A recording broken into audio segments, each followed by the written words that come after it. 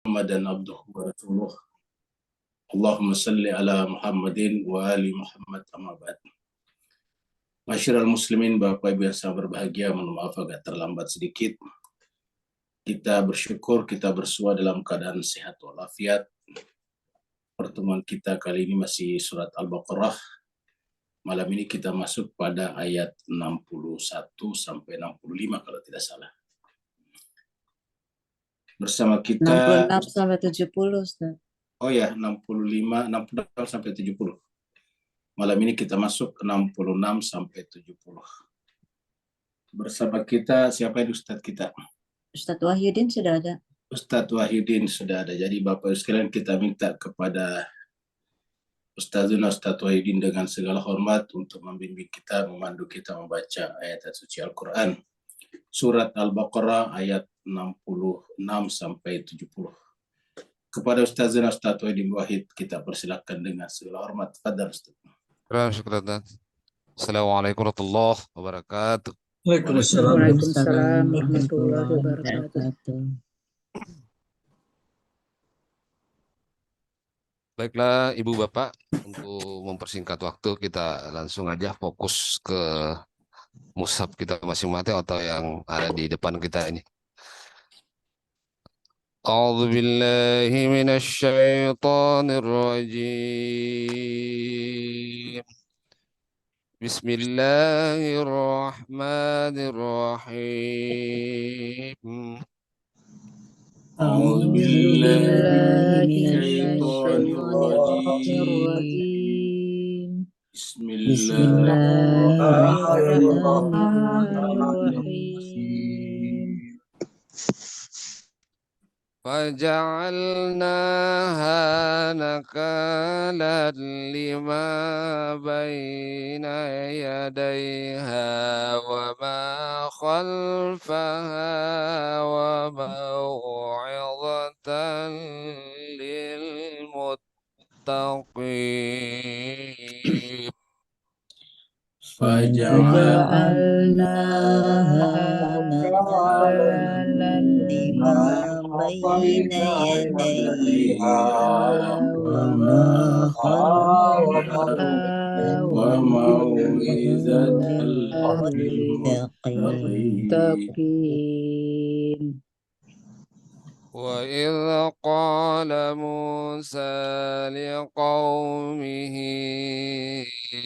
إن الله يأمركم أن تذبحوا بقرة وإذ قال موسى لقومه إن الله يأمركم أن تذبحوا بقرة قالوا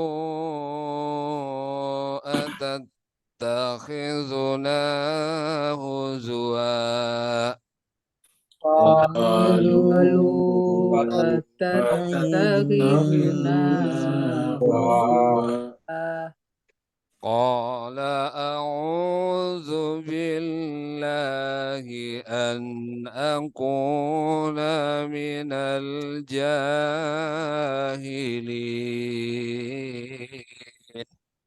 قال أعوذ بالله أن أكون من الجاهلين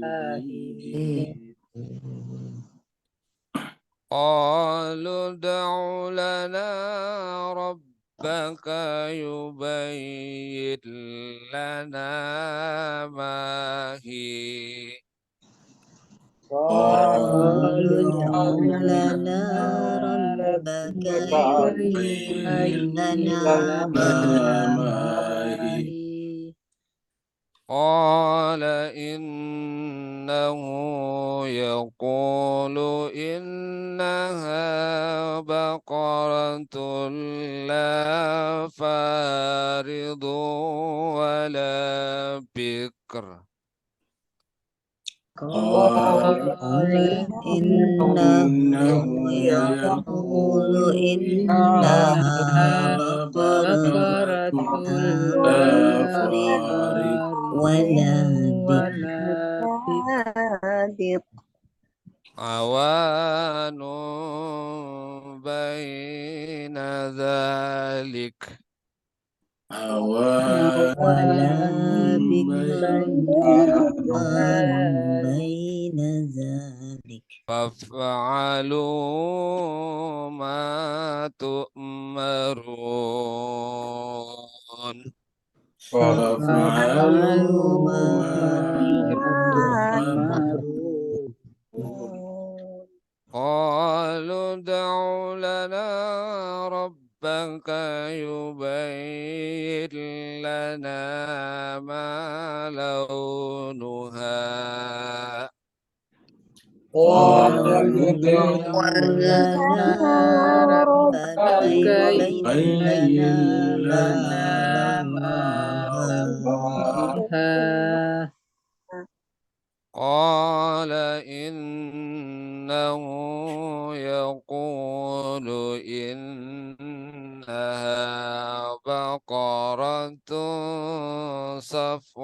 صفراء فاقع لونها تسر الناظرين قال إنه يقول إنها بقرة صفراء تسر الناظرين قالوا ادع لنا ربك يبين لنا ما هي قالوا ادع لنا ربك يبين لنا ما هي إن البقرة تشابه علينا إن البقرة تشابه علينا وإنا إن شاء الله لمهتدون وإنا إن شاء الله لمهتدون صدق الله العلي العظيم صدق صدق الله العلي اللهم صل وسلم وزد وزد وبارك وبارك على رسول الله وآله الطهار على رسول الله وآله الطهار اللهم صل على محمد وآل محمد اللهم صل اللهم صل على Muhammad. Allahumma sholli ala Muhammad wa ali Muhammad. Saya kembalikan Ustaz. Baik, terima kasih banyak Ustaz Wahyudin. Jemaah sekalian, kita doakan semoga Ustaz Wahyudin Wahid selalu diberikan kesehatan lahir batin oleh Allah SWT agar selalu bisa menyertai kita dalam majelis ini. Kita juga doakan Bapak Ibu semuanya, semoga siapa saja yang ikut tadi mengambil bagian di dalam membaca ayat-ayat suci Al-Quran, Allah SWT angkat derajatnya, anak-anaknya, cucu-cucunya menjadi anak-anak dan cucu-cucu yang soleh dan solehah, yang senantiasa hatinya terikat dengan Allah Subhanahu wa Ta'ala. Kita teruskan surat Al-Baqarah kita, surat yang kedua. Al-Baqarah artinya sapi betina, turun di Madinah disebut dengan surat Madaniyah, jumlah ayat 286 ayat. Dan pada malam hari ini, mulai daripada ayat 67 nanti sampai ayat 72, itu berbicara tentang sapi betina. Jadi dari ayat-ayat inilah, lalu kemudian surat ini diberi nama surat Al-Baqarah. Jadi surat Al-Baqarah diambil dari ayat 67, nanti diceritakan sampai ayat 71 dan seterusnya sampai 72 pelajaran yang diambil dari sana. Nah, jemaah sekalian berbahagia, karena ini menjadi nama surat dan ini walaupun cuma beberapa ayat saja, tapi ini mengandung pelajaran yang sangat penting. Kita sampaikan sebelum kita masuk pada ayat-ayat tentang ini, bahwasanya kalau kita membaca Al-Quran, kita jangan terpukau dengan lahirianya saja, zohirnya saja. Tapi kita harus menyelam masuk ke kedalaman. Seperti kalau kita mencari mutiara, ya tidak bisa hanya di permukaan saja. Kalau di permukaan itu bukan pencari mutiara namanya, itu namanya peselancar. Peselancar hanya berhenti di permukaan saja. Nah, jemaah sekalian, kita kalau ingin baca Al-Quran harus menyelam, masuk ke kedalaman. Semakin dalam kita masuk, semakin berkualitas mutiara yang kita temukan. Jadi kesimpulannya, Al-Quran itu ada lahirianya, ada permukaannya, dan ada batinnya, ada rohaninya. Maka kita harapkan setiap kita membaca Al-Quran, terutama kalau ada ayat berbicara tentang seperti Al-Baqarah ini, jangan kita berhenti pada zahirnya saja. Kita harus masuk ke dalam batinnya. Mari kita meneruskan surat Al-Baqarah dan kita review dari ayat terakhir yang kita bahas pada hari Jumat yang lalu. Kalau Jumat yang lalu kita bicara tentang orang yang dikutuk. Ya, hari Sabtu ketika mereka harusnya pergi ke tempat ibadah, mendengarkan khutbah, mendengarkan ceramah agama, mendengarkan nabinya berbicara, tapi mereka justru meninggalkan Nabi. Nah, meninggalkan Nabi kan berarti meninggalkan fitrah mereka, meninggalkan jati diri mereka sebagai manusia. Karena nabi-nabi dan rasul-rasul itu adalah sebetulnya hakikat fitrah kita. Artinya kalau kita benar-benar mempertahankan fitrah kita menjadi suci, tidak ternoda, oh ya kita seperti nabi itu, jiwanya. Walaupun mungkin kita tidak diangkat jadi nabi, tapi seperti itu karena di dalam Al-Quran ada juga orang-orang tertentu yang bukan nabi tapi diabadikan dalam Al-Quran. Ada perempuan, ada laki-laki. Kita mengenal cerita Luqman misalnya. Itu diabadikan sebagai nama surat. Ali Imran, bahkan menjadi nama surat juga. Apa Ali Imran? Imran menjadi Ali Imran, keluarga Imran. Itu menjadi nama surat, keluarga Imran. Padahal tidak ada satu ulama yang menyebut Imran sebagai nabi. Artinya tidak pernah kita belajar dalam buku-buku bahwa Imran itu masuk dalam salah satu di antara 25 nabi dan rasul. Begitu juga dengan Luqman. Tapi mereka diabadikan dalam Al-Quran. Begitu juga misalnya Ashabul Kahfi. Ashabul Kahfi 7 orang pemuda diabadikan dalam Al-Quran dan mereka bukan nabi, ya, tapi diabadikan. Begitu juga dengan kalangan perempuan. Di sana ada Hajar yang diabadikan dalam Al-Quran. Di sana ada Maryam. Di sana ada Asia, istrinya Fir'aun. Di sana ada ibunya Nabi Musa. Di sana juga ada adiknya Nabi Musa. Apa kakaknya, mohon maaf. Kakak perempuan daripada Nabi Musa. Jadi ada beberapa wanita yang diabadikan di dalam Al-Quran, diabadikan karena kesucian mereka, tapi tidak disebut sebagai nabi, dari nabi-nabi dari kalangan laki-laki biasanya. Nah, jadi artinya bahwa kalau fitrah kita benar-benar terjaga, ya kita seperti mereka itu. Tetapi apabila kita menentang, ingat, menentang mereka, meninggalkan mereka, kan berarti kita telah meninggalkan fitrah kita. Kita keluar dari jati diri kita. Nah, ketika kita keluar dari jati diri kita, maka seperti kata Al-Quran, ulaika kal an'am bal hum adall. Mereka seperti hewan ternak, bahkan lebih sesat lagi. Maksudnya lebih rendah lagi. Nah, kita lihat di ayat sebelumnya diceritakan bahwa mereka yang meninggalkan Nabi itu kemudian dikutuk menjadi kera, monyet yang hina. Allah SWT berfirman, a'udzubillahi minasyaitonirrajim, walaqad alimtumul ladzina tadaw minkum fis sabti. Dan sungguh kalian tahu orang-orang yang tadau melanggar minkum di antara kalian, terutama di antara Bani Israel, fis sabti pada hari Sabat, pada hari Sabtu. Jadi hari Sabat dalam Al-Quran ada, hari Jumat juga ada. Jadi fis sabti. Faqulna lahum kunu qiradatan khasiin. Lalu kemudian kami berfirman kepada mereka, jadilah kalian qiradatan, yaitu monyet kerah, khasiin yang hina. Jadi jadilah monyet yang hina. Kenapa kata-kata ada khasiin?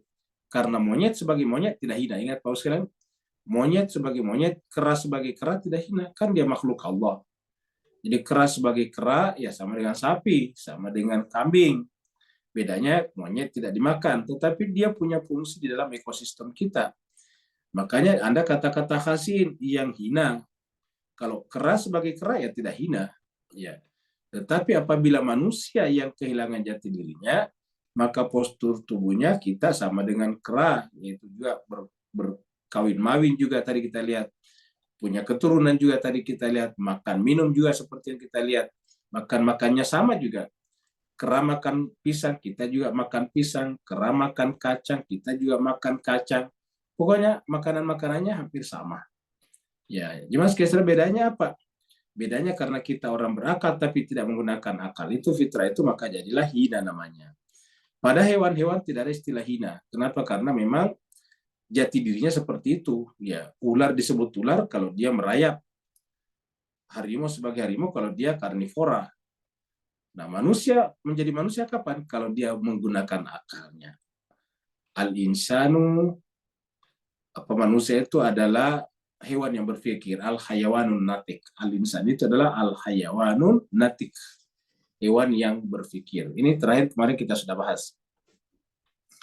Nah, sekarang kita masuk pada ayat 66 tentang kejadian mereka dijadikan sebagai nakalan. Nakalan itu sebetulnya sebagai peninggalan tapi mengandung kehinaan. Jadi dalam Al-Quran kalau kita temukan kata nakalan, ya itu adalah sesuatu yang buruk. Mungkin dari sini muncul kata nakal juga bahasa Indonesia, bahasa Melayu ini. Faja'alnaha nakalan. Kami jadikan siapa itu? Yang tadi yang dikutuk jadi monyet yang hina. Tadi kan kiradatan, bentuk perempuan kan? Kunu kiradatan. Maka di sini kata gantinya adalah perempuan. Faja'alnaha. Kami jadikan dia itu sebagai nakalan. Nakalan ini sebetulnya bisa bermakna siksaan. Bisa bermakna peringatan yang pahit. Peringatan yang tidak menyenangkan. Karena di beberapa ayat dalam Al-Quran kata nakalan itu adalah bermakna sesuatu yang bersifat derita. Jadi kami jadikan itu sebagai peringatan tentang hal yang buruk. Lima baina yadayha. Dan mari kita lihat misalnya kata nakalan di tempat lain. Dari kata nakalan itu kayak kita katakan tadi mungkin muncul kata bahasa Melayu, bahasa Indonesia nakal.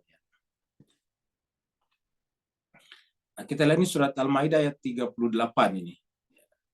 Surat Al-Maidah 38 Allah berfirman wasariqu wasariqatu faqta'u aydiyahuma jazaan bima kasaba nakalan. Ini sama nakalan.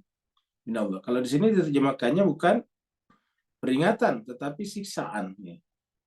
Jadi wasariqu pencuri laki-laki, wasariqatu pencuri perempuan, faqta'u maka potonglah aydiyahuma tangan keduanya jazaan sebagai balasan, sebagai hukuman bima kasaba disebabkan karena keduanya itu melakukan perbuatan nakal, kira-kira gitulah, mendapatkan siksaan akibat kenakalannya dari Allah SWT. Nah, kata-kata nakalan di sini karena dipotong tangannya kan ada bebekas.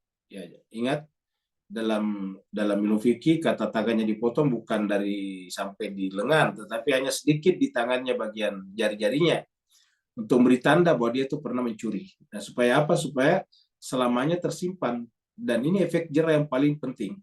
Sehingga tidak ada orang berani mencuri. Kenapa? Karena kalau dia mencuri, dipotong tangannya akan selama-lamanya menjadi bekas. Dia akan terhinakan selama-lamanya, nakalan. Nah, kan sebetulnya tujuannya hukum itu kan adalah menciptakan efek jerah. Hukum tidak berhasil kalau tidak menciptakan efek jerah. Ya, coba misalnya di negara kita, karena hukuman atas korupsi begitu rendah, ringan, ya korupsi selalu terjadi. Ya, kita sampai sekarang di semua level tingkatan masyarakat. Mulai daripada tingkat sekolah, kepala sekolah menyalahgunakan misalnya tabungannya murid-murid, sampai pada tingkat menteri dan sebagainya. Jadi kita lihat pada semua level.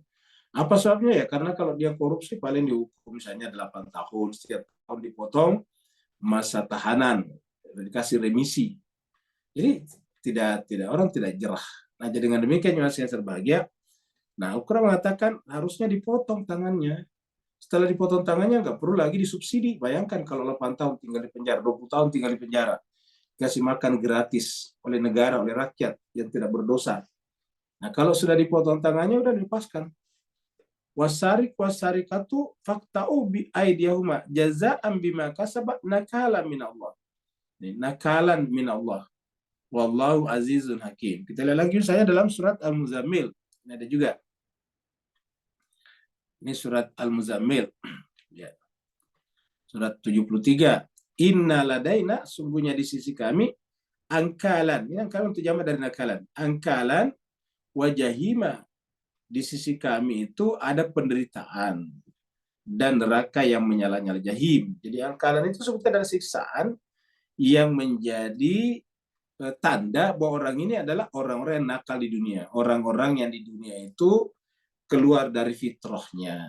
Jadi inna ladaina angkalan, ada hukuman yang menunggu dan neraka yang menyala-nyala. Nah, jadi ini adalah berkenaan dengan nakalan tadi. Karena ada kata nakalan di sini kaitannya dengan kerayangnya tadi. Lima baina yadayha wa ma khalfaha. Jadi makanya harus dijadikan sebagai peringatan karena harus berbekas. Ya, bekasnya adalah supaya bisa dilihat oleh orang-orang yang sezaman dengannya, wa ma khalfaha, dan orang yang datang kemudian. Jadi tujuannya begitu. Jadi supaya orang lihat pada saat itu bahwa ini orang yang mencuri seperti ini. Supaya tidak melakukannya. Wa ma khalfaha, begitu juga yang datang belakangan. Wa mau'izatan lil muttaqin. Wa mau'izatan, dan kemudian pelajaran. Ini mau'izah, ini pelajaran yang baik. Kalau nakalan tadi ini adalah buruk, kalau ini mau'izah pelajaran yang baik. Kalau dalam Al-Quran, kalau ada kata mau'izah pasti positif. Ya. Pasti maknanya bagus kalau mau'izah. Makanya disebutkan lil muttaqin. Wa mau'izatan lil muttaqin. Jadi artinya dipotong tangannya kalau pencuri atau kata di monyet manusia jadi kera, bagi orang yang bertakwa itu adalah mau'idah hasanah. Wa mau'izatan lil muttaqin. Coba kita lihat di sini. Ya. Surat Al-Imran. Allah berfirman di ayat 138. Hada bayanul linnas. Ini adalah bayan. Ini adalah keterangan. Al-Quran maksudnya. Hada di sini Al-Quran ini. Al-Quran ini adalah penjelasan. Jadi kalau ingin dapat penjelasan, ya Al-Quran. Hada Al-Quran ini bayanun linnasi. Untuk manusia. Selain sebagai bayan, apalagi? Wahudan, dan petunjuk. Ya. Wa ma'idatun, dan ma'idah. Nah, ini lil muttaqin sama. Jadi Al-Quran itu adalah ma'idatun lil muttaqin. Jadi kalau mendapatkan ma'idah, ya belajar Al-Quran. Wa ma'idatun lil muttaqin. Itulah sebabnya supaya Al-Quran dijadikan sebagai mau'idah, ayat pertama turun perintah membaca, belajar, dan belajar. Karena hanya dengan belajarlah manusia lebih tinggi derajatnya daripada malaikat. Tanpa belajar, manusia tidak ada apa-apanya. Ya. Kita lihat lagi misalnya surat Yunus. Ya. Allah berfirman, Ya ayuhan nasu, wahai seluruh manusia, qad ja'atkum mau'idatun mir rabbikum. Sungguh telah datang kepada kalian ja'atkum mau'izatun, mau'idah mir rabbikum, dari Tuhan kalian, wa syifaun, dan syifana. Dengan kata syifa ini bisa dipastikan yang dimaksud mau'idah di sini lagi-lagi Al-Quran seperti tadi surat sebelumnya. Jadi sama tadi dengan surat Al-Imran, wa mau'izatun mir rabbikum wa syifaun lima fis sudur. Dia adalah penyembuh terhadap apa yang ada di dalam dada. Jadi kalau ingin mengobati jiwanya, rajin belajar Al-Quran. Sekarang ini banyak orang aneh-aneh. Berdasarkan informasi jemaah sekalian, 35% anak muda kita, remaja dan anak muda kita itu mengalami semacam mental disorder. Mulai daripada yang ringan sampai pada yang berat. Apa sebabnya? karena tidak secepatnya diperkenalkan kepada Al-Quran atau kajian-kajian Al-Quran. Orang tua hanya mendidik anaknya untuk rajin sholat. Tapi apa itu sholat tidak diajarkan. Pokoknya sholat saja. Ya. Sehingga banyak anak-anak yang sholat karena terpaksa. Ya, takut tidak dapat uang jajan dari orang tuanya saja. Jadi, mau'idatun min rabbikum wa syifa'un lima fis sudur. Ingat, syifa lima fis sudur. Jadi kalau sekarang orang sudah bicara banyak tentang herbal-herbal, kenapa? Karena ini menyembuhkan tubuhnya. Tetapi tidak segegap gempita bicara tentang penyakit dalam dada. Jadi orang sekarang peduli amat, peduli sangat dengan tubuhnya. Sampai mengeluarkan berapapun biaya, yang penting tubuhnya sehat. Tetapi jarang orang mengeluarkan biaya yang besar untuk apa yang ada dalam dadanya. Padahal yang di tubuh kita ini tidak dibawa sampai ke akhirat. Dia berhenti di kuburan. Yang kita bawa di akhirat apa? Ya lima fis sudur, apa yang ada di dalam dada. Apa yang ada dalam dada inilah hakikat diri kita.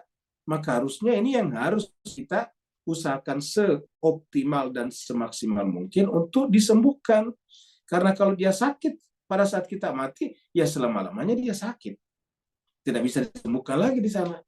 Maka sedapat mungkin kita usahakan mafis sudur ini sehat walafiat sebelum malaikat mencabut nyawa kita.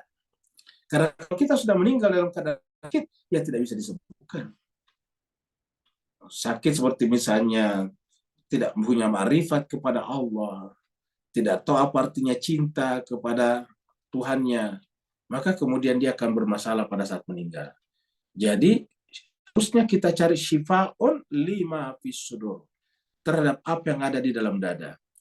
Wahudan wa rahmatul lil mu'minin. Jadi Al-Quran ini adalah mau'izah, syifa, kemudian hudan, rahmah, banyak sekali bagi orang beriman. Jadi banyak sekali manfaatnya Al-Quran. Jadi Al-Quran ini adalah mau'izatun hasanah, kemudian syifa, kemudian hudan, kemudian rahmah, kemudian untuk orang beriman. Ini ayat ini bisa kita temukan di beberapa ayat dalam Al-Quran yang mirip dengan itu. Jadi kita sudah lihat bahwa nakalan ini lima baina yadayha wa ma khalfa sebagai pelajaran peringatan untuk orang-orang yang sezaman dengannya dan yang datang kemudian. Tapi bagi orang yang bertakwa itu bukan nakalan, tetapi itu adalah mau'izatan lil muttaqin. Sekarang kita masuk pada cerita sapi betina. Nah, Jemaah sekalian berbahagia, ini kita tampilkan gambar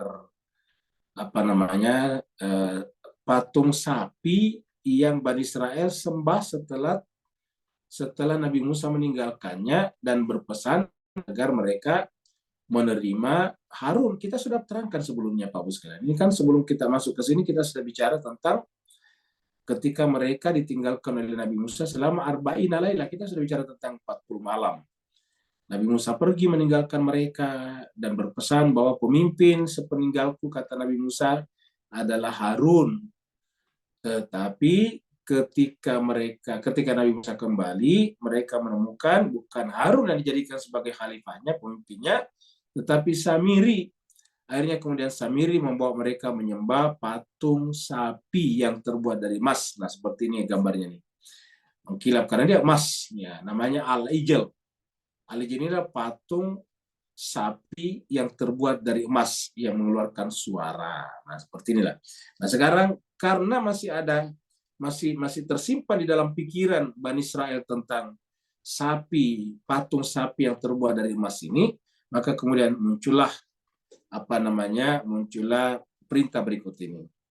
Wa idh qala Musa liqaumi, dan ingatlah ketika Musa berkata liqaumi kepada kaumnya. Inna Allah, sungguhnya Allah ya'murukum, memerintahkan kalian. Sesungguhnya Allah ya'murukum, memerintahkan kalian. Ya, menyuruh kalian. Menyuruh apa? Antadbahu baqaratan, untuk menyembelih baqarah. Nah, sekalian, inilah yang menjadi nama daripada surat ini. Ya. Baqarah itu artinya sapi betina. Jadi ini adalah kata Baqarah pertama kali muncul di ayat 67 ini. Di wa qala Musa liqaumi inna Allah ya'murukum an tadhbahu baqaratan. Jadi ingat, ini bukan Nabi Musa yang menyuruhnya, tapi Allah. Inna Allah, sebenarnya Allah merintahkan. Dan nanti kita lihat dialog-dialognya di bawah. Setiap jawaban Musa adalah jawaban Allah. Jawaban Allah melalui Nabi Musa. Dialog ini nanti menyampaikan kepada kita bahwa Nabi tidak pernah berbicara berdasarkan kepentingan dan kemauan pribadinya. Selalu Nabi berbicara atas wahyu dari Tuhannya. Jadi tidak pernah berbicara atas apa yang diinginkan oleh hawa nafsunya. Seperti surat An-Najm, wa mayantiqu anil hawa in huwa illa wahyun yuha. Nabi itu tidak pernah berbicara berdasarkan hawa nafsunya, kecuali bahwa yang disampaikan itu adalah wahyu yang diwahyukan. Nanti kita lihat jawaban-jawaban Nabi Musa kelihatan. Nanti kita lihat juga kalau Nabi Musa berhadapan dengan tukang sihir, bahkan ketika melemparkan tongkatnya Musa pun atas perintah Allah, bukan maunya Nabi Musa. Jadi artinya ayat ini menjelaskan kepada kita bahwa perkataan Nabi itu adalah perbuatan dan perkataan Allah hakikatnya melalui nabinya. Maka di sini Nabi Musa mengatakan innallaha.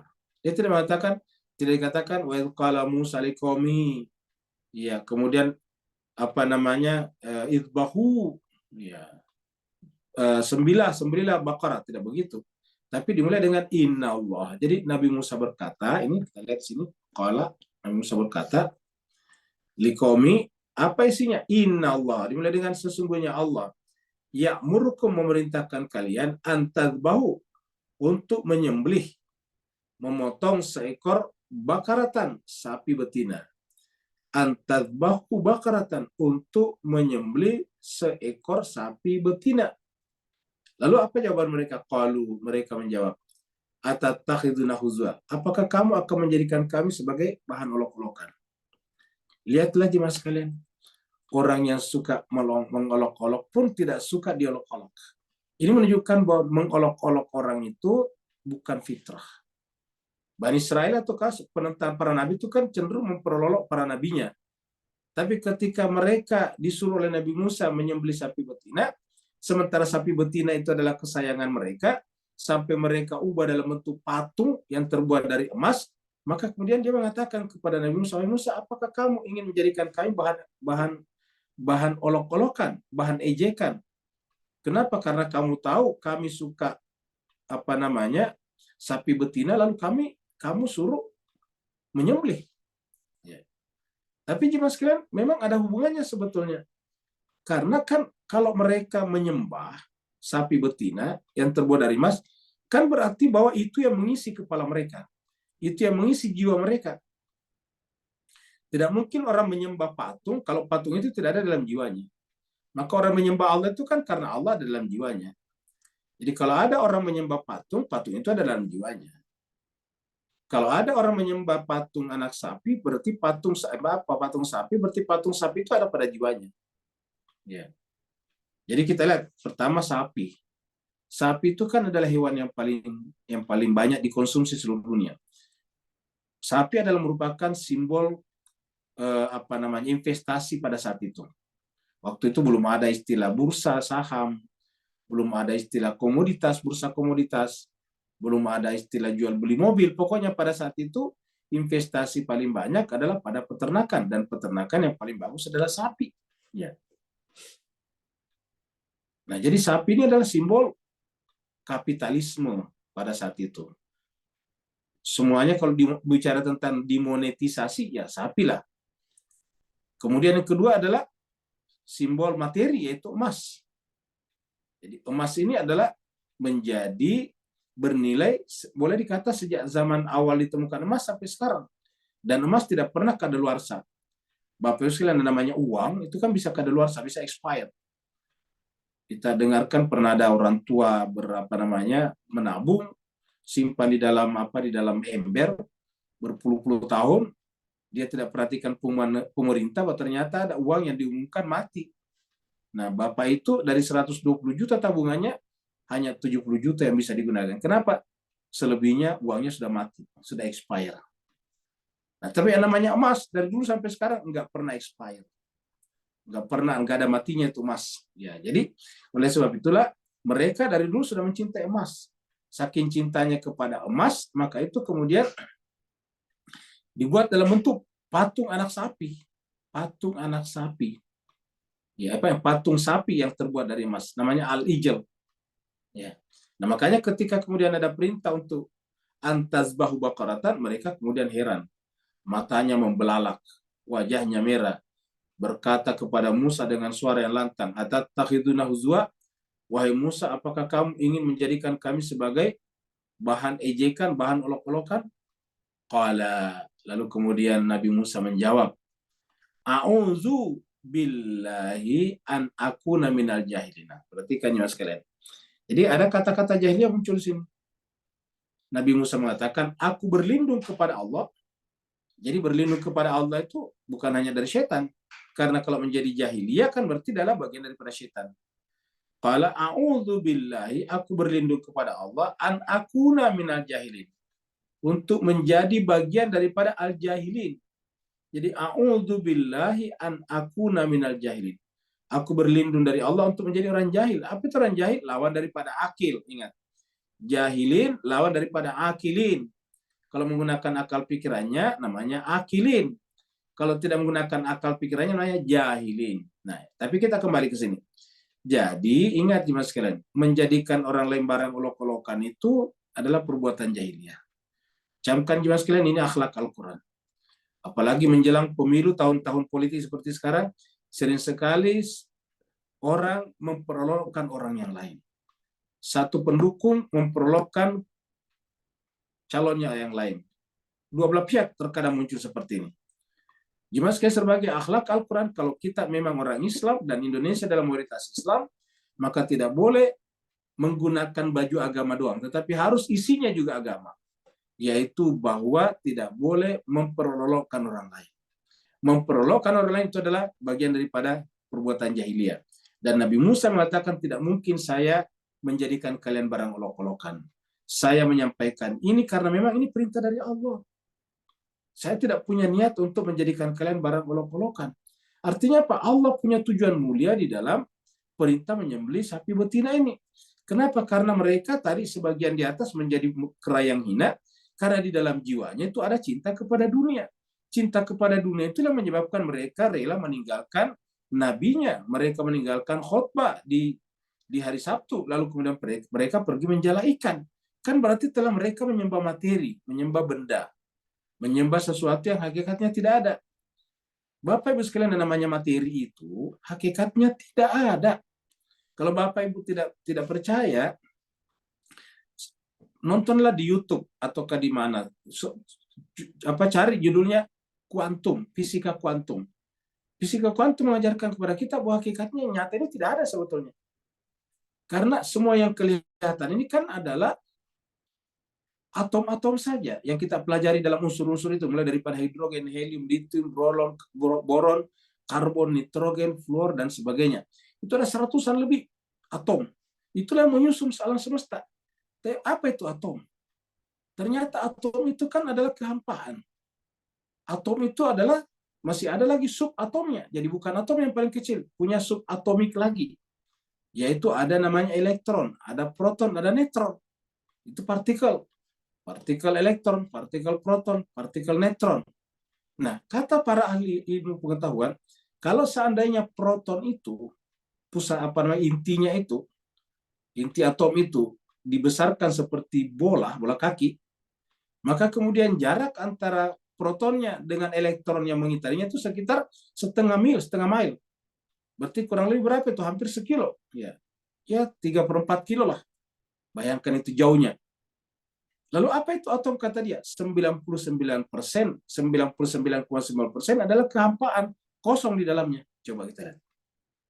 Ini kosong. Kata ahli fisika kuantum, kalau tubuh kita yang besar seperti ini, dihilangkan ruang kosongnya, atomnya tadi dihilangkan ruang kosongnya, maka kita hanya seperti sebutir pasir saja. Luar biasa. Jadi kita ini tidak ada sebetulnya jemaah sekalian. Oleh sebab itulah Tuhan ingin mengajarkan kepada kita tentang hakikat.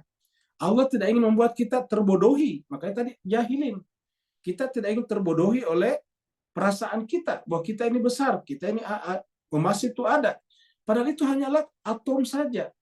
Yang atom itu adalah kehampaan. Antara proton dengan elektronnya itu jaraknya sama dengan lebih daripada setengah mil. Ya, setengah mil kan berarti hampir 3/4 kilometer. Ya. Jaraknya. Bayangkan kita bulatkan saja hampir 1 kilometer jaraknya antara pusatnya dengan elektronnya yang mengitarinya. Jadi terus apa jaraknya? Ya kosong, tidak ada apa-apanya. Padahal tadi protonnya cuma sebesar bola, elektronnya lebih kecil lagi mungkin.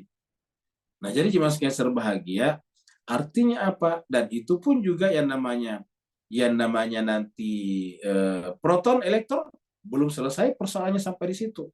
Nanti akan berbicara lagi tentang apa itu proton, ya, apa itu elektron, apa itu nanti kuantum dan sebagainya. Nah, jadi dengan demikian jemaah sekalian berbahagia, ini tidak ada. Maka Allah menginginkan kita lepaskanlah itu dari hati. Karena siapa yang terpukul dengan materi berarti dia terpukul dengan ketiadaan, dengan kehampaan tadinya.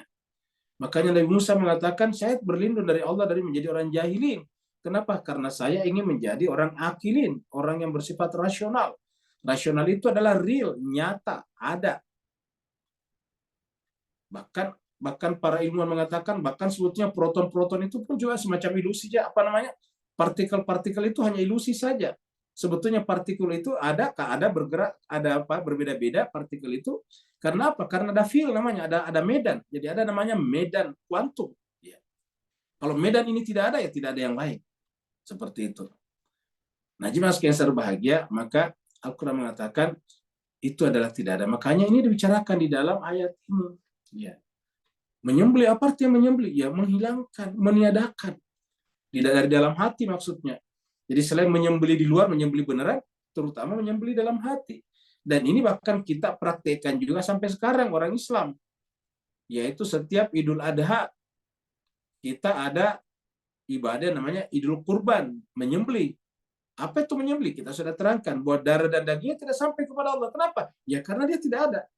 Jadi kalau dikatakan innalillahi wa inna ilaihi rajiun, darah dan dagingnya tidak sampai kepada Allah. Kenapa? Ternyata tadi berdasarkan fisika kuantum tidak ada.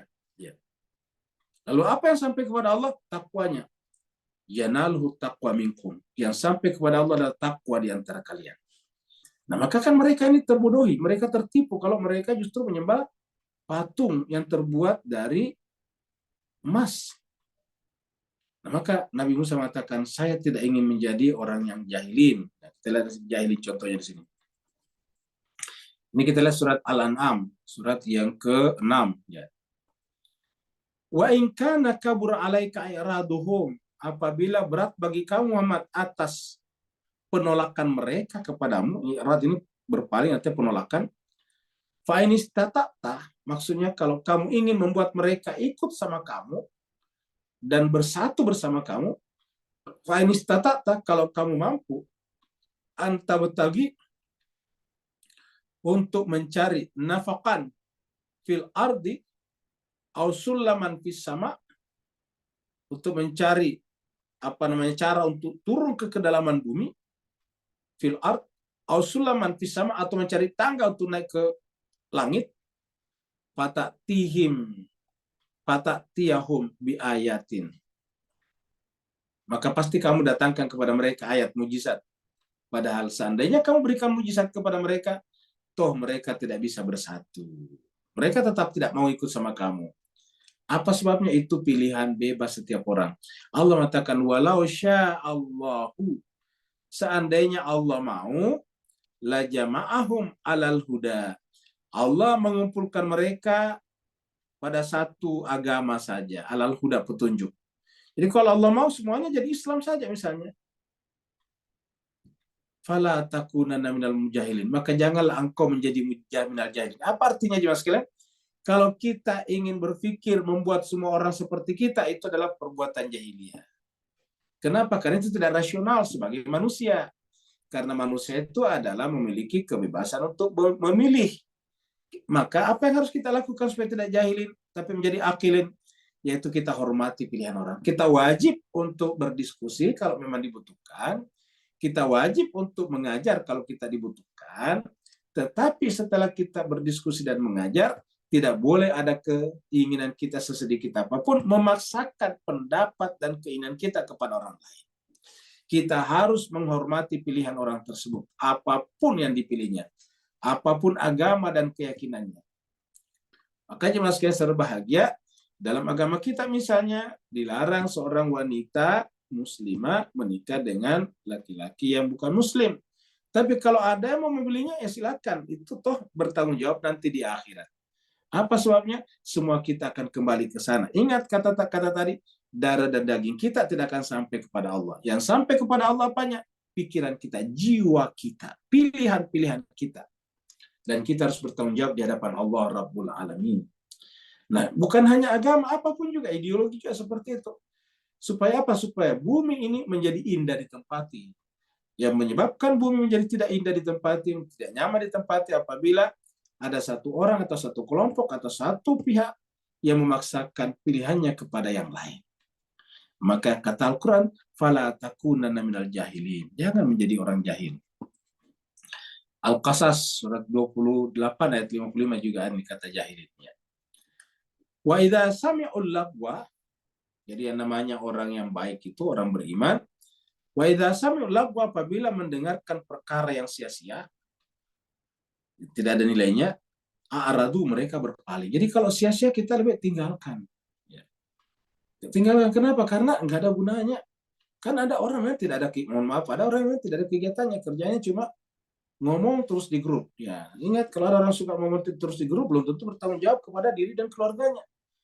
Bukankah pepatah Melayu mengatakan tong kosong nyaring bunyinya? Kalau ada yang nyaring bunyinya, itu tong kosong biasanya. Jadi tong kosong, mereka ini biasanya berisik di grup-grup. Kenapa? Tong kosong nyaring bunyinya. Kalau dia tongnya berisi, justru tidak berbunyi. Kenapa? Dia sibuk dengan kegiatannya. Wa idza sami'ul lagwa, apabila orang itu yang berkualitas itu mendengarkan al-lagwa, perbuatan perkara sia-sia, maka dia berpaling. Tidak mungkin melayani orang yang berdiskusi tentang hal-hal yang kita tahu dianya sendiri tidak melaksanakan apa yang dikatakannya. Ya. Dia sendiri tidak bertanggung jawab pada dirinya, apalagi pada keluarganya. Jadi idza sami'ul lagwa, apabila mendengarkan al-lagwa, perkara yang sia-sia, mereka berpaling. Kenapa? Karena sia-sia, tidak ada gunanya, nggak merubah keadaan. Anhu, berpaling daripadanya. Waqalu, dan berkata, ini prinsipnya, lana a'maluna walakum a'malukum, ini indah-indahnya. Jadi walaupun dia berpaling, tidak berarti bahwa mencela membuat orang itu harus dipaksa untuk seperti kita. Tidak. Prinsipnya ialah lana a'maluna, bagi kami amal perbuatan kami, bagi kalian amal perbuatan kalian. Kan indah sekali.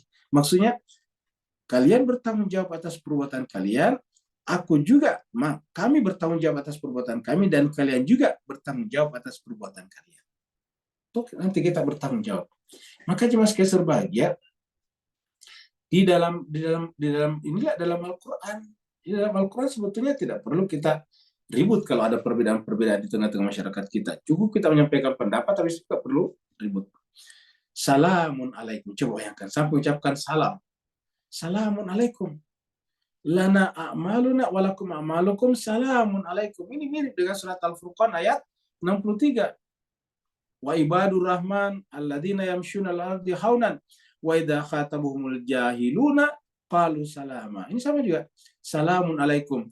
La nabtaghil jahilin. Kami tidak mungkin mau menjadi orang-orang yang jahilin, orang yang irasional, menjadi orang yang tidak akilin. La nabtaghi al-jahilin. Kita kembali lagi ke sini. Nah, jadi saya kira sudah jelas ini. Qalu atattakhiduna huzwa? Qala, Nabi Musa menjawab, a'udzubillahi an akuna minal jahilin. Ini ingat, karena ini di Quran dan Nabi Musa, kan berarti ini adalah untuk kita juga. Jadi marilah kita berakhlak dengan akhlak Al-Quran. Marilah kita mengurangi aktivitas yang sia-sia, Bapak Ibu jemaah sekalian. Perdebatan-perdebatan yang tidak ada akhirnya. Lebih baik kita melakukan perbuatan yang bernilai, memberikan value bagi diri kita, keluarga kita, masyarakat kita, bangsa dan negara kita, agama kita, itu lebih bagus. Ya. Karena Nabi sudah mengatakan sebaik-baik kalian adalah yang bermanfaat bagi orang lain. Kalau kita habis ngoceh-ngoceh saja, tidak ada hasilnya, ya itu namanya tidak bermanfaat bagi orang lain. Bahkan membuat orang lain berisik. Ya.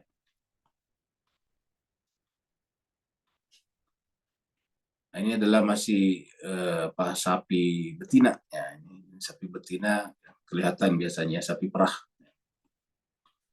Qalu da'u lana, apa kata mereka? Jadi setelah Nabi Musa menyampaikan, tidak mungkin saya menjadi orang jahiliyah. Saya tidak mungkin memperolong kalian. Saya menyampaikan ini karena ini dari Allah. Apa jawaban mereka? Qalu da'u lana rabbaka yubayyin lana ma hiya. Jawaban mereka adalah uda'u lana, berdoalah, maksudnya berkomunikasilah untuk kami. Mintalah untuk kami kepada Tuhanmu, Rabbaka. Perhatikan Bani Israel pas kalian, ini berhadapan dengan Nabi Musa yang mereka diselamatkan dari Mesir, tetapi tidak mengatakan Rabbana, tapi Rabbaka. Jadi kan memisahkan dirinya dari Musa sebetulnya. Qalu ud'u lana rabbaka. Jadi Tuhanmu Musa, bukan. Harusnya kan Tuhan kami. Harusnya qalu ud'u lana rabbana, kan begitu. Mintalah wahai Musa kepada kami, kepada Tuhan kami untuk kami. Ya, kenapa minta kepada Musa? Kan Musa lebih dekat kepada Allah. Wajarlah kalau mereka minta kepada Musa untuk meminta berkomunikasi dengan Tuhan. Tetapi justru menggunakan kata Rabbaka, Tuhanmu.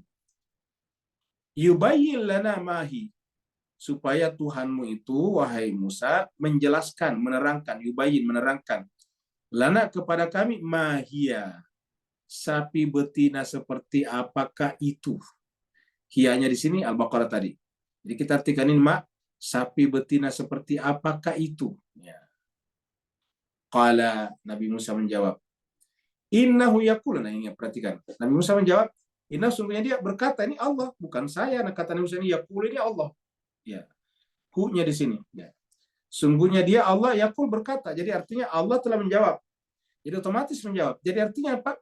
Yang berbicara melalui Nabi Musa siapa, Bapak Ibu sekalian? Jawabannya itu Allah. Ingat, yang berbicara melalui Nabi Musa, melalui nabi-nabi itu Allah sebetulnya. Jadi menentang mereka, menentang Allah. Itulah sebabnya semua yang keluar dari para nabi itu adalah kitab suci sebetulnya. Seperti yang kita sampaikan tadi, wa ma yantiqu anil hawa. Tidak mungkin Nabi berbicara seenak-enaknya. In huwa illa wahyun yuha. Pasti berdasarkan wahyu yang diwahyukan. Jadi Nabi Musa menjawab, innahu yaqulu. Allah berfirman, innaha, sesungguhnya haknya ini kembali kepada Baqarah. Sungguhnya sapi betina itu adalah baqaratun la faridun. Adalah jenis sapi betina yang la faridun wala bikrun. Tidak terlalu tua dan tidak terlalu muda. Awanun baina dzalik, pertengahan di antara keduanya. Bapak Ibu sekalian, ini artinya apa? Agama mengajarkan kita untuk selalu bersifat moderat di tengah-tengah. Jangan ekstrim sana dan jangan ekstrim sini. Kita ulangi lagi nih, sebentar lagi kita ada hajatan politik di Indonesia tahun 2024. Marilah kita jangan ekstrim sana, ekstrim sini. Sudah mati-matian melawan keluarganya, temannya sendiri karena beda pilihan. Tahu-taunya nanti orang yang didukungnya bergabung juga dengan pemenang pemilu. Coba. Kan ini kita repot ini jadinya rakyat. Sudah ribut, sudah merah matanya. Bahkan sudah tidak ngomong, saling mengusir dari grup. Tetapi ternyata pemimpin yang kita idolakan nanti ngopi-ngopi sambil tersenyum-senyum bersama dengan yang kita tidak senangi. Coba. Bahkan kemudian menjadi menterinya. Jadi artinya apa, jemaah sekalian? Marilah kita berdemokrasi secara rasional, bukan berdemokrasi secara emosional. Lagi-lagi tadi seperti Nabi Musa, jadilah seperti Nabi Musa. Auzubillahi an akuna minal jahilin. Tetapi kita menjawab, uridu an akuna minal akilin. Saya ingin menjadi orang akilin. Auzubillahi an akuna minal jahilin. Saya berlindung kepada Allah dari menjadi orang jahilin. Sebaliknya, uridu an akuna minal akilin. Saya ingin menjadi orang yang akil. Jadi jemaah sekalian berbahagia, di kita yang sudah ikut tadabbur seperti ini, marilah kita mengamalkan ini di grup-grup kita masing-masing, di keluarga kita masing-masing, di lingkungan kita masing-masing. Marilah kita dalam dukungan ini so-so aja saja, biasa-biasa saja. Ya. Kita mendukung si A karena kita anggap programnya lebih bagus daripada si B. Kita mendukung si A bukan berarti kita membenci si B. Ingat mas sekalian. Kenapa? Karena dalam demokrasi ini semuanya adalah bagian daripada diri kita. Dalam demokrasi tidak berbicara lagi tentang kebenaran dan kebatilan, tapi berbicara tentang program mana yang paling baik. Program mana yang paling realistik. Siapa kira-kira bisa menjadi pekerja keras. Siapa yang bisa mewujudkan konsep-konsep yang ditawarkannya kepada rakyat. Itu yang kita lihat. Tanpa harus mencaci maki, merendahkan, apalagi menggunakan istilah-istilah yang menurut saya sangat kekanak-kanakan, menuduh lawannya sebagai apa, kadrun, menuduh apa, cebong, apa dulu itu, cebong, kampret, macam-macam. Marilah kita menghindari istilah-istilah seperti itu, jemaah sekalian. Kalau kita orang Islam, kita anggap istilah-istilah itu adalah istilah-istilah yang sangat buruk. Al-Quran mengatakan itu adalah istilah yang fasik, dan kita tidak diperkenalkan Al-Quran untuk menggunakan itu. Tapi Al-Fakir, saya sendiri Bapak sekalian sangat-sangat sedih. Karena saya ini bergabung dengan banyak grup, di grup-grup manapun selalu ada seperti itu. Dan terkadang orang yang menggunakan kata-kata seperti itu adalah orang yang kita anggap sangat edukatif, akademis, ya. Orang berpendidikan, sarjana, bahkan terkadang juga orang yang beragama dengan baik. Kelihatannya beragama dengan baik. Sayang, seribu sayang. Sementara Nabi memperkenalkan dirinya bahwa saya diutus dalam rangka akhlakul karimah. Wa ma wistu illa liutammima makarimal akhlak. Jadi kata Nabi Musa, innahu yaqulu innaha baqaratun la faridun wala bikrun awanun baina dzalik. Jadi kata-kata awanun baina dzalik di sini adalah jalan tengah, ya, yang kita cari. Islam kita ini adalah jalan tengah. Dalam surat Al-Baqarah dikatakan wa kadzalika ja'alnakum ummatan wasata, umat pertengahan. Kami jadikan kalian umat pertengahan. Kalau kita berbelanja, jadilah jalan tengah. Coba kita lihat di sini. Kita lihat surat Al-Furqan, ayatnya 67. Ini adalah ciri-ciri ibadur rahman. Ibadur rahman ini 63 Pak Bu ya. Jadi kalau kita tarik ke atas, ini 63-nya kelihatan. Ya. 63 ini. Wa ibadur rahman, alladzina yamshuna, seterusnya. Walladzina yabituna lirabbihim sujada wa qiyam, maksudnya itu melewati malam-malamnya dengan sujud dan berdiri, beraktivitas. Walladzina yaquluna, dan selalu berdoa rabbana srif anna adzab jahannam. Baru kemudian anak 67 walladzina, dan ciri-ciri ibadur rahman yang lain adalah idza anfaqu, apabila mereka berbelanja, lam yusrifu, mereka tidak berlebih-lebihan, ingat. Walam yakturu, dan tidak kikir juga. Jadi artinya apa? Wa kana baina dzalika qawama. Dia menempuh jalan di antaranya. Baina dzalika, di antara itu artinya apa? Tidak terlalu berlebih-lebihan, tapi tidak kikir juga. Jadi tidak suka flexing, tapi tidak pelit juga. Ingat, apa sebabnya? Kalau orang semuanya flexing, berlebih-lebihan, akan terjadi inflasi besar-besaran. Nilai uang akan turun. Kenapa? Barang akan naik. Kenapa? Banyak permintaan. Kemudian yang kedua adalah, kalau kita semua tidak berbelanja, apa yang terjadi? Nilai uang naik, harga barang turun. Apa sebabnya? Karena tidak ada yang beli. Ya, seperti itu. Ya, inflasi dan deflasi saya yang terjadi. Ya. Jadi oleh sebab itulah harus antara keduanya. Apa itu antara keduanya dalam ekonomi? Equilibrium. Ya, ini harus ada equilibrium di antara keduanya, keseimbangan antara permintaan dan penawaran, antara supply dan demand. Jadi lam yusrifu wa lam yakturu, tidak berlebih-lebihan dan tidak kikir, tidak pelit. Jadi kalau ada orang banyak uangnya tapi tidak belanja, itu pelit namanya. Harusnya berbelanja. Kalau tidak untuk dirinya, paling tidak untuk orang yang butuh di sekitar mereka. Wa kana baina dzalika qawama, dan jalan di antaranya adalah itu yang terbaik. Tetapi jemaah sekalian, ini berkaitan dengan hal-hal yang sifatnya sosial, kemasyarakatan, ekonomi. Itu jalan tengah cocok, moderat. Pendapat politik itu cocok. Tapi berkaitan dengan iman, ya tidak ada di antara keduanya. Kalau iman itu, iya, seperti orang hamil. Cuma dua kemungkinan, hamil atau tidak hamil. Tidak ada di antara keduanya. Tidak ada antara hamil dan tidak hamil. Ya, tidak ada. Jadi begitulah dengan dengan ini, coba kita lihat. Ya, ini dalam agama khusus berkaitan dengan masalah iman, masalah keyakinan, itu tidak boleh ada in between-nya, tidak boleh ada di antara keduanya. Ya, kalau tidak di sana, ya di sini. Kenapa? Karena menyangkut masalah iman itu kan privacy, privat, menyangkut masalah pribadi, menyangkut masalah yang sangat menyangkut masalah yang sangat eksklusif untuk kita saja. Tapi kalau di luar bersosialisasi, itu namanya inklusif. Nah, kita lihat, innalladzina yakfuruna billah, sungguhnya orang-orang yang yakfuruna billah, ingkar kepada Allah, kafir kepada Allah, wa rusuli, dan rasulnya, wa yuriduna dan mereka ingin ayyufarriqu, membedakan, memisahkan bainallahi wa rasulihi. Mereka ingin memisahkan Allah dan Rasulnya. Mereka ingin beriman kepada Allah tapi tidak mengikuti Rasulnya, atau mengikuti Rasulnya tapi tidak ikut pada Allah.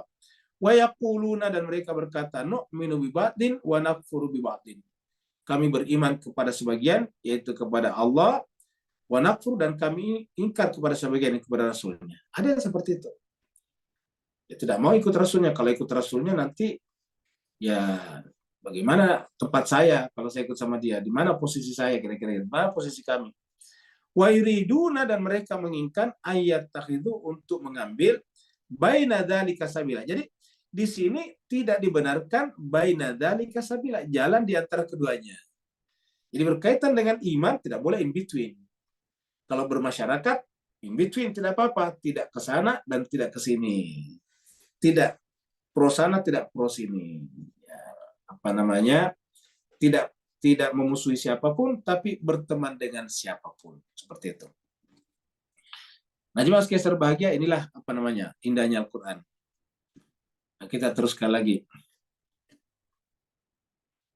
Jadi awanun baina dzalika. Jadi di antara keduanya, faf'alu ma tu'marun. Nabi Musa mengatakan, maka lakukanlah apa yang diperintahkan, yaitu menyembelih sapi betina. Nggak usah berpanjang-panjang pertanyaannya, kira-kira gitulah. Lakukan saja. Ini kan artinya bahwa kalau ada perintah sebaiknya dilakukan saja. Ya. Ini Bani Israel nanti cenderung menjadi menghindari perintah sebetulnya. Nah, jadi mereka masih berbicara tentang sapi betina. Ini kita lihat ada sapi yang warnanya coklat. Ada juga yang kuningnya. Kalau udah ulana rabbaka, ternyata belum melaksanakannya. Masih bertanya lagi. Mereka berkata, udah ulana, minta lagi untuk kami kepada Tuhanmu, wahai Musa. Yubayyin, supaya menjelaskan lebih lanjut. Lana, kepada kami, ma launuha, warnanya. Jadi kalau tadi umurnya tidak tua dan tidak muda, sekarang warnanya, bayangkan. Ma launuha, apa warnanya? Jadi kan ini artinya bahwa orang yang tong kosong itu banyak bunyinya. Ini Bani Israel disindir oleh Al-Quran seperti itu. Tentu yang menentang Nabi Musa pada saat itu. Qala, lalu kemudian Nabi Musa menjawab, innahu, ya sama tadi, yaitu innahu, hu-nya adalah Allah di sini. Yaqul, berkata, berfirman. Innahu, sungguhnya Allah, yaqul, berfirman. Innaha baqaratun, sungguhnya sapi betina yang kamu tanyakan itu adalah sapi betina yang safraun. Faqiun, safra itu kuning. Faqiun, kuningnya kuning tua, kuningnya kuning mirip emas. Kan kuning emas itu kan kuning Pak Buya. Jadi safraun faqiun, kita artikan saja kuningnya kuning emas ya. Launuha, warnanya. Jadi safraun faqiun launuha, warnanya itu adalah emas, mendekati emas. Tasurrun nazirin, sehingga menarik. Tasur itu menggembirakan an-nazirin, orang yang melihatnya. Kan emas seperti itu Pak sekalian. Jadi coba lihat ini, kan berarti warnanya benar-benar warna emas ya. Safraun faqiun launuha tasurrun nazirin. Jadi benar-benar seperti itu yang diminta. Coba lihat ini. Ya. Nah, kan ini mirip sekali dengan yang kita tadi lihat di awal. Ini adalah warnanya kuning, safra, faqiun. Iya. Sehingga kemudian tasurrun nazirin, memukau, membuat senang orang melihatnya. Bayangkan kalau sapinya seperti ini. Dan tentu sapi seperti ini tidak banyak. Ya. Ini adalah sapi yang mereka sembah, yang disebut dengan alijal. Ya. Kalau mereka menjawab tadi, ini tadi kita sudah menjawab. Udah ulana, dan dikatakan bahwa baqaratun safraun faqiul launuha tasurrun nazirin. Jadi kata kuncinya di sini adalah tasurrun nazirin, menyenangkan bagi orang melihatnya. Kan emas itu kenapa dipakai dari dulu sampai sekarang? Ya karena menyenangkan bagi orang melihatnya. Ya. Karena emas itu kan selalu kinclong. Ya. Selalu kinclong, tidak harus selalu dicuci. Dia bisa kinclong sendiri. Ya seperti itu. Yang kedua, emas itu susah dipalsukan. Ya. Kalau ada kata emas palsu itu nggak mungkin. Yang ada orang tertipu Ya, disangkanya emas asli padahal isinya batu, di luarnya emas beneran. Jadi yang namanya emas nggak bisa dipalsukan, nggak ada palsunya. Yang bisa di luarnya emas, di dalamnya batu, ya kamu gitu. Tapi emasnya sendiri nggak pernah bisa palsu. Kalau emas palsu ya bukan emas namanya, dan itu pasti gampang buktikannya dengan air raksa. Jadi fakir launuha tasurun nazirin. Ini masih apa namanya, masih cerita tentang sapi betina ini. Kalau masih mereka bertanya lagi, ya. Jadi sudah tadi, pertama tadi umurnya sudah tidak tua tidak muda, sekarang warnanya sudah. Sekarang apa lagi? Kalau mereka berkata, udah ulana rabbaka yubayyin lana mahi. Mintalah, tanyalah kepada Tuhanmu untuk kami. Yubayyin lana, supaya menjelaskan kepada kami. Mahi. Mirip tadi yang pertama, ya, di ayat 68. Mahia. Apakah itu? Maksudnya di sini apa namanya, sifat sapinya tersebut. Apakah kasar atau halus? Kan tadi sudah ada umurnya, sudah ada juga warnanya. Sekarang tinggal kasar halusnya. Innal baqara tasyabah alaina. Sesungguhnya al-baqarah, sapi tersebut, tasyabah. Tasyabah itu dari kata ini muncul kata tashbih. Ayat mutasyabihat. Ya. Jadi tasyabah itu artinya apa? Masih membutuhkan apa namanya, gambaran. Makanya kan karena mereka belum lihat sapinya, mereka butuhkan gambaran. Nah, gambaran itu adalah mengumpamakan bahwa seperti ini, seperti ini. Nah, namanya tasyabah. Karena bagi mereka itu kata samar bukan sama sebetulnya, maksudnya belum fokus, ya, belum apa, belum masih ada yang banyak samanya. Kan mereka ingin penjelasan ini tunggal, hasilnya tunggal. Ya, kalau tadi sapi saja kan, sapi betina kan banyak sapi betina. Sekarang sapi betina seperti apa? Pertama diperkecil melalui umurnya, sudah kelihatan. Sekarang diperkecil lagi melalui apa namanya? Melalui warnanya. Sekarang diperkecil lagi melalui kasar atau halusnya. Wa inna insyaallahu lamuhtadun. Sungguhnya kami, kata mereka, insya Allah kami akan mendapatkan petunjuk kalau kamu menjelaskan satu kali lagi. Jadi kan 3 kali. Yang pertama tadi adalah umurnya, yang kedua adalah warnanya, sekarang sifatnya. Apakah nanti itu halus atau kasar, apakah pernah dipakai membajak atau tidak. Nah, seperti itu. Nanti ini adalah jelas, sehingga apa kemudian menjadi mengecil. Sama kalau bapak ibu mencari sesuatu di Google, kalau terlalu meluaskan itu banyak sekali jawabannya, susah kita cari, jutaan. Nah, biasanya kita perkecil. Caranya apa? Ditambah kalimatnya. Ya, misalnya presiden, banyak presiden nantinya. Nah, kita perkecil, presiden Amerika. Nah, presiden Amerika nanti kita mencari presiden Amerika yang mana? Presiden Amerika yang kesekian, itu akan lebih jelas. Nah, kurang lebih seperti itulah jemaah sekalian. Jadi mempersempit pencarian sehingga kemudian menjadi fokus dan jelas. Nah, jemaah sekalian sebagai itulah dunia induktif. Dunia induktif itu adalah seperti itu. Mulai daripada yang kecil, yang jelas, baru kemudian diuniversalkan. Sedangkan kalau yang namanya deduktif, dari yang luas sampai kemudian semua sifat-sifat yang ada di dalamnya adalah terkandung di dalam hukum universalnya tersebut. Nah, jemaah sekalian berbahagia, mudah-mudahan kita semuanya bisa mengambil pelajaran di sini. Intinya adalah bahwa perintah penyembelihan sapi betina ini adalah tidak hanya bermakna zahir, tapi juga bermakna batin. Kesimpulannya nantinya kita akan ambil setelah pembahasan di ayat 71 pada hari Rabu yang akan datang. Apa yang Allah inginkan terutama dengan ini, walaupun tadi kita sudah singgung sedikit di awal, adalah bahwa sebetulnya cinta kepada dunia yang digambarkan tadi dengan sapi adalah kita harus sembelih di dalam jiwa kita. Seperti mana kalau kita berkorban, karena kalau kita sembelih, tidak sembelih itu, berarti jiwa kita nanti di akhirat akan benar-benar menjelma menjadi hewan ternak. Ingat, di akhirat nantinya kita bangkit berdasarkan sifat jiwa kita. Al-Quran mengatakan, yauma idzin yasdurun nasu ashtatan liyurau a'malahum.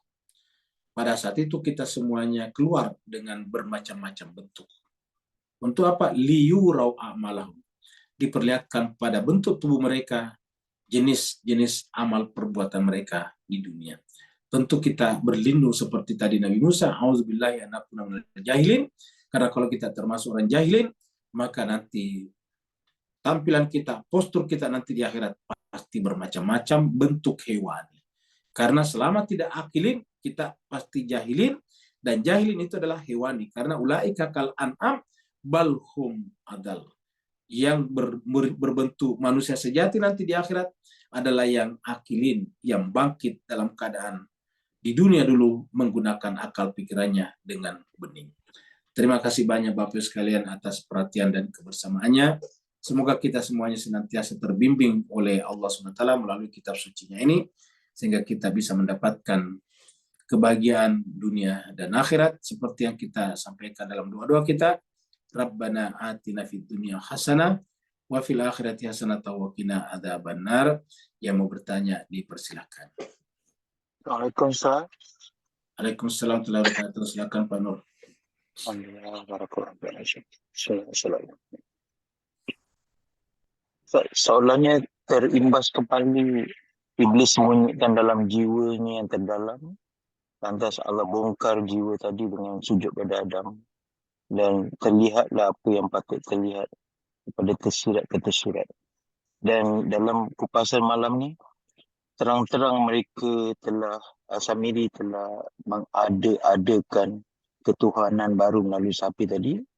Dan sindiran daripada soalan-soalan mereka bawa kembali kepada apa yang tersirat dalam jiwa mereka terdalam, dan apa-apa syarat-syarat tentang lembu tadi, termasuk warna dan umurnya, menyindir mereka kembali ke arah yang membongkar hati songsang mereka.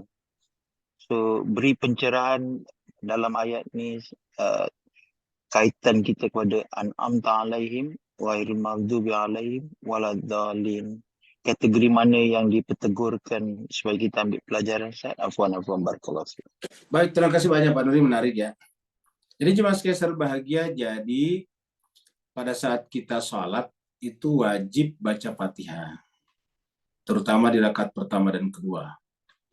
Dan di dalam Fatihah itu bertingkat-tingkat, kita sudah terangkan dari ayat pertama sampai ayat ke-7.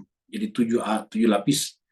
Dan yang terakhir itu adalah puncaknya adalah berwilayah. Dan berwilayah tidak bisa terjadi kalau tidak berbaroah. Artinya kita tidak bisa berwala kalau tidak berbarok. Berwilayah itu berwala. Ya, berwala itu artinya memasukkan diri kita ke dalam golongan tersebut. Misalnya masukkan diri kita ke dalam golongan apa? Golongan orang-orang yang menempuh jalan lurus. Karena kita meminta ihdinas siratal mustaqim. Ya Allah, pandulah kami, bimbinglah kami untuk menempuh jalan lurus. Tuhan kira-kira bertanya, tidak disebutkan tapi seakan-akan bertanya, jalan lurus mana yang kamu maksud? Kita mengatakan siratal ladzina an'amta alaihim. Jalan lurusnya ya Allah, orang yang kau beri nikmat, wilayah dan kenabian kepada mereka. Jadikanlah aku juga berwilayah, berwala kepada mereka. Nah, sekarang pada saat kita berwala kepada mereka, tidak bisa tadi seperti yang kita katakan tadi, tidak bisa dua, tidak bisa in between. Ya, kalau kita berwala ke sana harus berbarak ke sini, dari sini. Nah, maka pada saat kita mengatakan suratal ladzina an'amta alaihim, lalu kita mengatakan ghair itu artinya berbarak. Ya, ghair itu bukan, berarti berbaroah. Ghairil maghdubi alaihim waladdallin. Bukan golongan orang-orang maghdub dan bukan ad-dallin. Al-maghdub itu adalah orang-orang yang telah keluar daripada fitrahnya. Orang-orang yang posturnya, tubuhnya, jasmaninya seperti manusia, tetapi hakikatnya seperti kera yang hina. Tadi dikatakan kunu kiradatan khasyin. Jadilah kera yang hina, khasyin. Nah, kita tidak ingin seperti ini. Nah, bagaimana caranya agar kita tidak seperti kiradatan khasyin?